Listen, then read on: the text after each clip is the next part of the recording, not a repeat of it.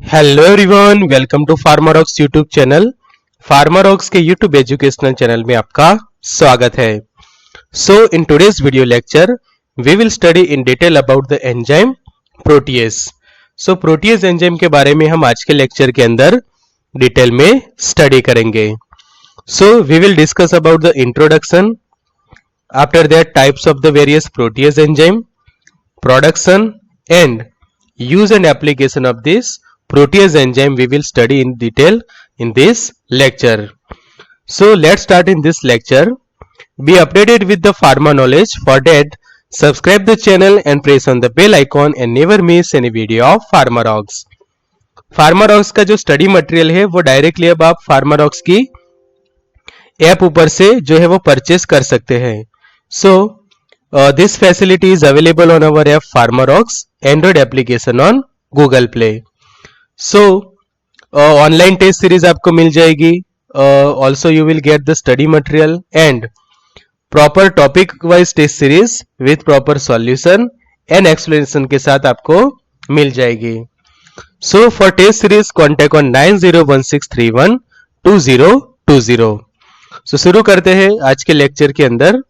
उससे पहले जान लेते हैं कि जो टेस्ट सीरीज के अंदर आपको इस तरह से इंस्टेंट टेस्ट रिजल्ट मिल जाएगा। ओके, आफ्टर दैट यहाँ पे आप देख सकते हो proper result analysis and after that you will get your rank based on your performance. का आपका जैसा परफॉर्मेंस रहेगा उसके बेसिस पे आपका रैंक जनरेट हो जाएगा कि जो भी आप टेस्ट देते हो उसका प्रॉपर रैंक जनरेट होगा, एज वेल एज जो टॉपर्स है उनका भी आपको लिस्ट मिलेगा और उनके marks. So you will also compare your result with the toppers and you will check the proper result analysis. So ये सभी फैसिलिटीज जो है वो फार्मारॉक्स की मोबाइल ऐप ऊपर अवेलेबल है। सो डाउनलोड कीजिए app Pharmarocks Android application on Google play. So enzymes के बारे में जो हम डिटेल में स्टडी कर रहे हैं, ओके, तो सबसे पहले आपको पता होना चाहिए कि एंजाइम्स क्या हैं।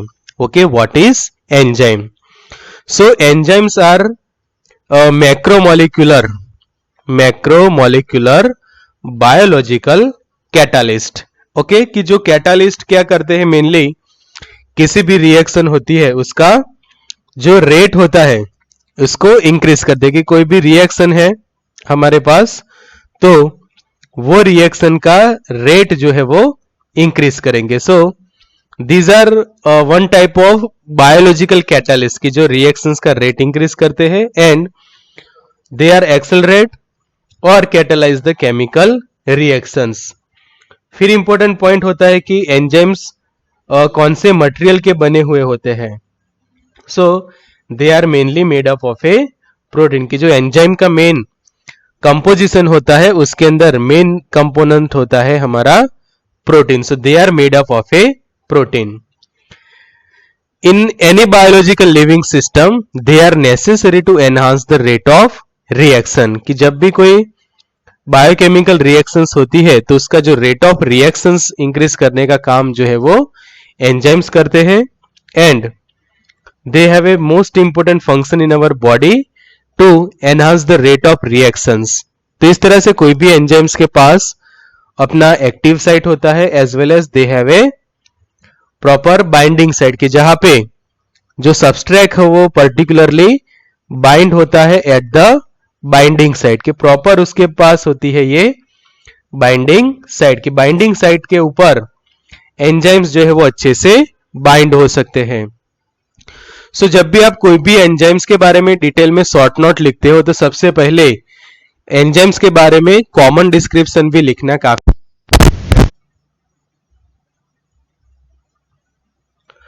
सो प्रोटीएज एंजाइम के बारे में ये आपने देखा डिटेल इंट्रोडक्शन। अब ये जो प्रोटीएज एंजाइम्स की जो मैकेनिज्म्स होती है कि किस तरह से वो काम करते हैं, तो ये जो प्रोटीएज एंजाइम्स है, ओके, यहाँ पे हम देख सकते हैं कि ये है अलग अलग एमाइनो एसिड्स के मॉलिक्यूल। ये एक अमाइनो एसिड है, ये second amino acid, this is the third। for this number of amino acids एक दूसरे के साथ यहाँ पे ये जो आप बॉन्ड देख रहे हैं वो है पेप्टाइड बॉन्ड। कि पेप्टाइड बॉन्ड से अच्छे से ये सभी एक दूसरे के साथ ज्वाइन हो रहे हैं and they are further making a structure of a protein. तो उसका जब डाइजेशन होता है तो जरूरी होता है उसमें से लास्ट में हमें मिलना अमाइनो एसिड मॉलिक्यूल्स। तो पेप्टाइड बॉन्ड को अच्छे से क्या किया जाता है, ब्रेक किया जाते हैं by using this protease enzyme की, जिसको ये प्रोसेस है उसको कहा जाता है proteolysis. So what is the role of this protease enzyme? तो protease refers to a group of enzyme whose catalytic function is to hydrolyze peptide bond to bonds of protein। कि जो प्रोटीन के अंदर जो पेप्टाइड बॉन्ड होते हैं उनको specially क्या करना, ब्रेक डाउन करना, और लास्ट में जो हमें प्रोडक्ट मिलती है वो मिलेगी एमाइनो एसिड्स। को प्रोटीन को ब्रेक डाउन करके हम एमाइनो एसिड्स जो है वो डेवलप कर सकते हैं। So they are also called a proteolytic enzymes और प्रोटीनेसिस। तो ये आपको पॉइंट याद रखना है कि they also call A proteolytic enzyme और प्रोटीनेसिस। उसका जो एग्जांपल है कि जब हम कोई भी फूड लेते हैं, क्योंकि जो डाइटरी प्रोटीन होता है उसको डाइजेस्ट करने के लिए जरूरी है प्रोटीज एंजाइम का in small intestine and aloe the absorption of amino acid. कि जब प्रोटीन का ब्रेक डाउन होकर अमाइनो एसिड मिलेगा इन स्मॉल इंटेस्टाइन तो अच्छे से फिर अमाइनो एसिड जो है वो वहां पे एब्जॉर्ब होगा। So importance of this peptide enzyme to hydrolysis of a peptide bond, और उसमें से लास्ट में हम प्रोड्यूस कर सकते हैं amino acids. Peptide bonds link to amino acid to give the final structure of protein. को पेप्टाइड बॉन्ड क्या है वो भी आपको याद रखना जरूरी है कि नंबर ऑफ, समझो कि ये अमाइनो एसिड्स के मॉलिक्यूल है, ओके तो इस तरह से एमाइनो एसिड एक दूसरे के साथ ये पेप्टाइड बॉन्ड से ज्वाइन होकर क्या तैयार करते हैं, प्रोटीन। ओके तो ये जो बॉन्ड है कि समझो कि ए बॉन्ड ए है, तो ये जो नीचे में जो बॉन्ड तैयार होता है उसको हम कहते हैं peptide bond. So proteinases are extracellular and peptidases are endocellular. तो ये आपको खास याद रखना है, एमसीक्यू के अंदर यहां से क्वेश्चन जो है वो पूछा जा सकता है। फिर यह है कि second most important enzyme produce on large scale after amylase. के एमाइलेज के बाद जो सबसे लार्ज स्केल में हमारे बॉडी के अंदर कोई एंजाइम जो प्रोड्यूस हो रहा है तो वो है प्रोटीएज एंजाइम। तो इस तरह से उसके मैकेनिज्म की यहाँ पे जो हम देख रहे हैं ये जो बॉन्ड ओके CONH वहां पे बन रहा है, तो CONH को कहा जाता है पेप्टाइड बॉन्ड। ओके यहाँ पे भी ये है। तो पेप्टाइड बॉन्ड जब ब्रेक डाउन होता है उसका हाइड्रोलिसिस होता है यूजिंग द वाटर, तो पेप्टाइड सेपरेट होता है और एमाइनो एसिड सेपरेट होता है। अब हमें पता है कि जो एमाइनो एसिड्स होता है ओके तो अमाइनो एसिड के अंदर एक एमिनो ग्रुप होता है प्लस दूसरा ग्रुप होता है एसिड ग्रुप। सो एमाइनो एसिड का जो एमिनो ग्रुप है उसका डीएमिनेशन होके तैयार होता है एमोनिया, और एमोनिया फर्दर एमोनियम आयन के अंदर कन्वर्ट होके यूज होता है इन फॉर्मेशन ऑफ यूरिया। ये यूरिया आगे बायोकेमिस्ट्री के अंदर जो हम पढ़ते हैं यूरिया साइकिल, उसके अंदर जो फर्दर यूटिलाइज होता है, और जो जरूरी नहीं है वो यूरिन के थ्रू उसका एक्सक्रिएशन हो जाता है। फिर ये जो हमारे पास अब ये एसिड है ऑर्गेनिक एसिड, तो वो further citric acid cycles glycolysis वगैरह के अंदर भी यूटिलाइज होगा।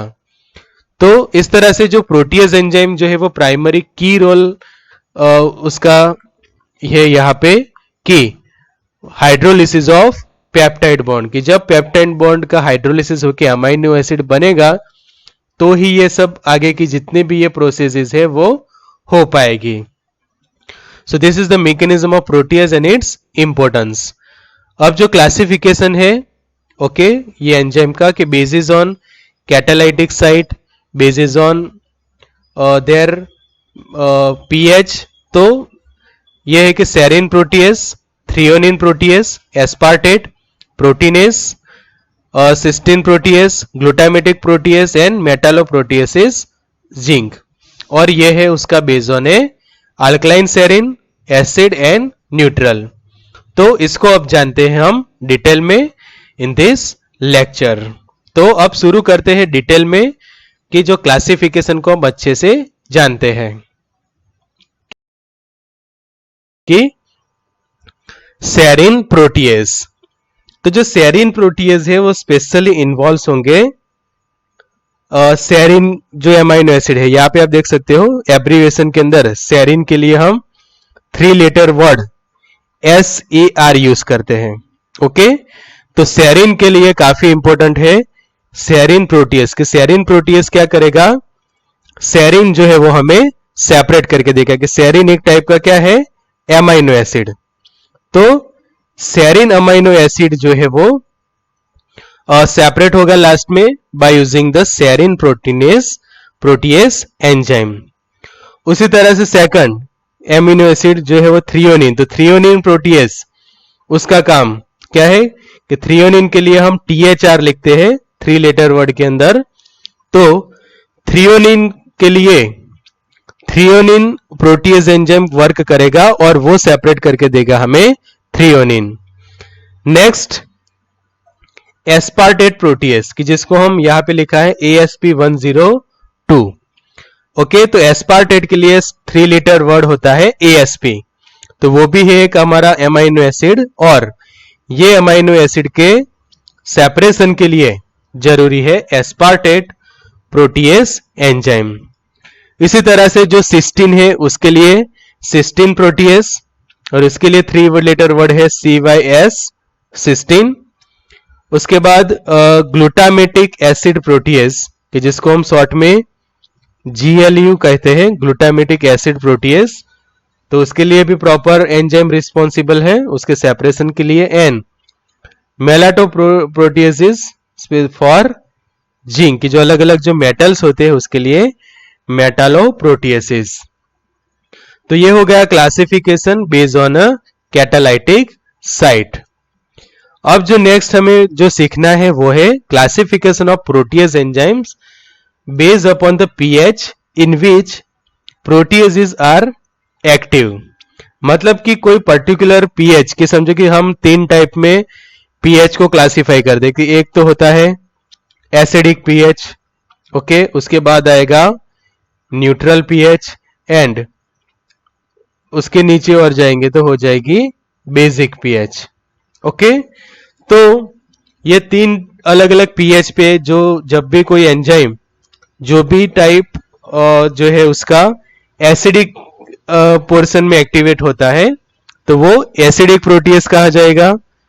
फिर समझो कि कोई न्यूट्रल में होता है तो न्यूट्रल। इस तरह से अल्कलाइन सेरीन प्रोटीएज की जो अल्कलाइन कि जिसको हम बेसिक एनवायरमेंट कहते हैं, अल्कलाइन मतलब कि जो बेसिक एनवायरमेंट के अंदर। फिर एसिड प्रोटीएज कि जो एसिडिक रीजन के अंदर एक्टिवेट होते हैं, okay, acidic region of pH। फिर न्यूट्रल प्रोटीएज की जो अराउंड 7 pH के आसपास जो है वो काफी एक्टिव रहेंगे। सो ये हो गया classification of this protease enzymes based on the pH at which they are active. तो इस तरह से हम यहाँ पे देख सकते हैं कि ये जो है हमारे पास प्रोटीएज एंजाइम, ये अलग अलग जो है वो एमाइनो एसिड्स है। ओके, यहाँ पे समझो कि हम ए लिख रहे हैं तो they all are the amino acids. और ये जो है बॉन्ड जो हम यहाँ पे देख सकते हैं वो है पेप्टाइड बॉन्ड्स। ओके, यहाँ पे लिखा हुआ है पेप्टाइड बॉन्ड्स। और ये हो गया प्रोटीन मॉलिक्यूल कि ये बहुत सारे अमाइनो एसिड्स एक दूसरे के साथ पेप्टाइड बॉन्ड से जॉइन होके बना रहे हैं प्रोटीन। तो ये प्रोटीन का अब ये प्रोटीएज एंजाइम जो है यहाँ पे सभी जो अलग अलग पेप्टाइड बॉन्ड को क्या कर देगा, ब्रेक करेगा, जिसके कारण क्या हो जाएगा, उनका सेपरेशन होगा। और इस तरह से अलग अलग एमाइनो एसिड्स के जो सभी मॉलिक्यूल्स आप देख सकते हैं, they do not have any bond between them, all are proper separate. So इस तरह से हमारा प्रोटीएज एंजाइम जो है वो काम करेगा। तो अब जानते हैं regarding the protease enzyme production कि उसको प्रोडक्शन हम कैसे करते हैं। तो now we can develop the microbial protease enzyme using the various micro organism की जो हमने माइक्रोबियल एंजाइम्स वाली टेक्निक सीखी थी, माइक्रोबियल एंजाइम, तो वही टेक्निक को हम यूज करके लेबोरेटरी के अंदर हम डेवलप कर सकते हैं ये प्रोटीएज माइक्रोबियल एंजाइम, या फिर उसको माइक्रोबियल प्रोटीएज एंजाइम भी कह सकते हैं यूजिंग द वेरियस माइक्रोऑर्गेनिज्म की जो अलग अलग माइक्रोब्स की, समझो कि बैक्टीरिया हम यूज कर सकते हैं, ओके, फंगाई को यूज कर सकते हैं, उसको यूज करके हम अलग अलग टेक्निक से, चाहे हम फर्मेंटेशन करके या फिर कल्चर सेल कल्चरिंग करके हम उसको डेवलप कर सकते हैं। So let's learn in detail about this topic of a enzyme production. So सबसे पहले अल्कलाइन सेरिन प्रोटीएज, ओके, तो जो डिटेल में स्टडी की गई है उस पर से पता चला है कि जब आपको अल्कलाइन सेरिन का प्रोडक्शन करना है तो pH of the production medium is capped at pH 7 कि जब हम 7 pH के आसपास वर्क करते हैं टू डेवलप दिस एंजाइम तो काफी सेटिस्फैक्टरी रिजल्ट मिलते हैं in this alkaline serine protease production. So उसके लिए हम क्या करते हैं कि have a serine at active site and optimum temperature maintain 30 to 40 degree Celsius की जब आप समझो कि आप इंक्यूबेटर से करते हैं, ओके, या फिर आप फर्मेंटर यूज करते हो, तो हम जो टेम्परेचर है वो सेट रखेंगे 30 to 40 डिग्री सेल्सियस के बीच में।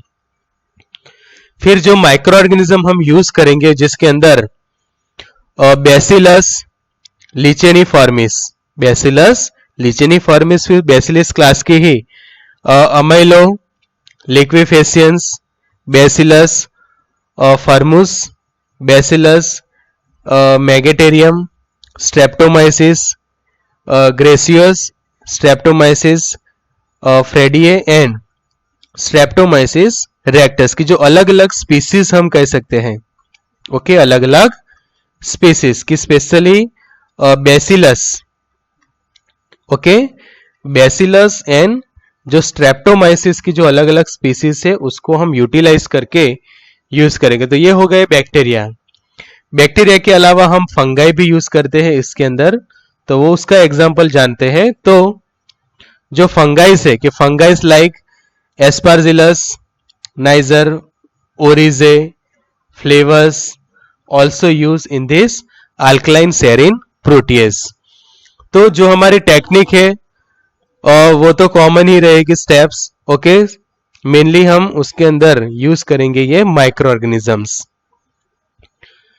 Next enzymes use in detergents are chiefly protease from Bacillus strain की जो ये आपके लिए एक इंपॉर्टेंट पिन पॉइंट जो हो कह सकते हैं हम कि मल्टीपल चॉइस क्वेश्चंस के लिए इंपॉर्टेंट जो पिन पॉइंट है ये खास रहेगा कि जिसके अंदर क्या है कि enzymes use in detergent are chiefly which type and they are develop from which, तो बैसिलस स्ट्रेन्स और उसमें भी स्पेशली बैसिलो पेप्टिडेजिस वो प्रोड्यूस करेंगे और वो स्पेशली यूज होता है in detergent. Best known protease are subtilisin Carlsberg from Bacillus licheniformis and subtilicin BPN and subtilicin novo from Bacillus amylo liquefaciens। तो ये खास एग्जांपल आपको अच्छे से याद रखना है ऑफ प्रोटीएज एंजाइम की जो बेस्ट नोन प्रोटीएज, ओके, काफी फेमस है ये सबटाइलिसिन कार्लसबर्ग प्रोटीएज, और वो कौन सी माइक्रो ऑर्गेनिज्म में से स्पेशली आइसोलेट किया जाता है वो भी आपको याद रखना है। This enzymes are not inhibited by EDTA, ये आपको एक पॉइंट खास याद रखना है कि ये जो एंजाइम है वो EDTA से इनहिबिट नहीं होता but are inhibited by EFP diisopropyl fluorophosphate. तो ये खास पिन पॉइंट आप अच्छे से याद रखो about the alkaline serine protease. Okay, कि ये पिन पॉइंट आपको अच्छे से याद रखनी है। जो लास्ट में जो हमने देखा कि these enzymes are not inhibited by EDTA, कि जब समझो कि PQRS पैटर्न के MCQs पूछे जाते हैं तो उस वक्त आपके लिए ये काफी इंपॉर्टेंट पॉइंट है about the alkaline serine protease. Next है वो है न्यूट्रल प्रोटीएस। तो they are relatively unstable, they are relatively unstable and calcium, sodium and chloride must be added for maximal stability.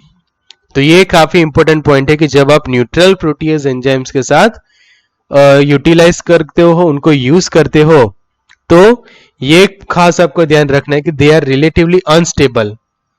Okay, relatively unstable and calcium, okay, calcium, sodium and chloride must be added for maximal stability. So MCQ के अंदर पूछा जा सकता है कि which type of elements are added to enhance और to increase the stability of neutral protease. Okay, of neutral protease. तो उस वक्त आपको याद रखना है कि कैल्शियम, सोडियम एंड क्लोराइड ये तीनों ऐड करना जरूरी है, must be added for maximal stability of a neutral protease. तो ये अच्छे से आपको याद रखना है कि एग्जाम के लिए काफी इंपॉर्टेंट ये पॉइंट है। आगे बढ़ते हैं लेक्चर के अंदर regarding this neutral protease. So not stable at higher temperature, ये भी इंपॉर्टेंट है कि हायर टेम्परेचर पे ये स्टेबल नहीं है। तो आपको टेम्परेचर का भी ख्याल रखना है कि जब आप माइक्रोबियल प्रोटीएज एंजाइम डेवलप करते हो, producing organisms are Bacillus subtilis, Bacillus megaterium etcetera, कि जब आपको न्यूट्रल प्रोटीएज डेवलप करना है तो आप जो सेल कल्चर हम जो यूज करते हैं, तो सेल कल्चर आप कौन सा यूज करोगे? तो Bacillus subtilis and Bacillus megaterium. They are quickly inactivated by alkaline, they are quickly inactivated by alkaline protease. तो ये भी आपको एमसीक्यू के अंदर याद रखना है कि